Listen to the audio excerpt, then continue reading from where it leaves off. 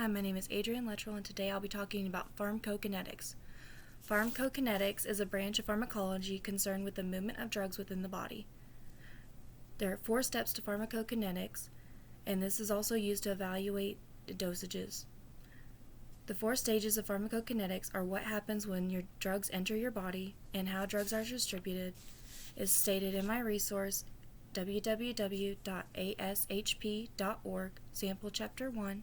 Pharmacokinetics is currently defined as a study of the time course of drug absorption, distribution, metabolism, and excretion. Clinical pharmacokinetics is the application of pharmacokinetic principles to the safe and effective therapeutic management of drugs in an individual patient. The 4 steps of pharmacokinetics is number 1, absorption, including liberation. Liberation is described as the process by which the drug is released from its pharmaceutical dosage form.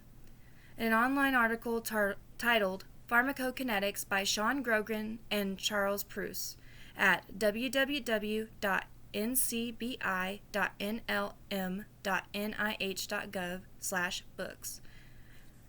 After absorption, we move to distribution. This is where the drugs are distributed throughout your body depending on the dosage and also the way that you took it. In capsule form, this liberation process would be used in order to get the drugs out of the capsule. For example, metabolism, that is the next step. That is step number 3, which it goes through the liver and everything is broken down. And then the final step is elimination, where your body completely takes it out of your system or erases it completely. This brings us to the routine clinical pharmacokinetic monitoring. Pharmacokinetic monitoring is clinical pharmacokinetic monitoring is an integral component of pharmaceutical care for selected patients based on their specific pharmacotherapy, disease states, and related factors and treatment goals, as stated in my online resource link www.ashp.org/media assets policy guidelines. Finally, I will list the most commonly used ideas about the drug distribution patterns. Drug distribution patterns are mainly influenced by many factors, such as weight, blood pressure, fat compartments, and total water weight.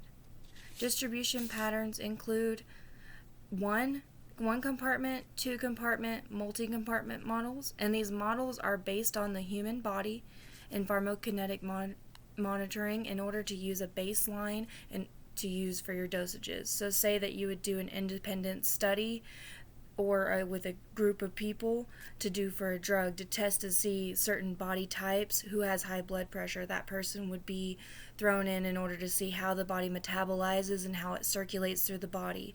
So these are tests that are crucial to how our pharmacies work every single day, how our doctors prescribe us every single day.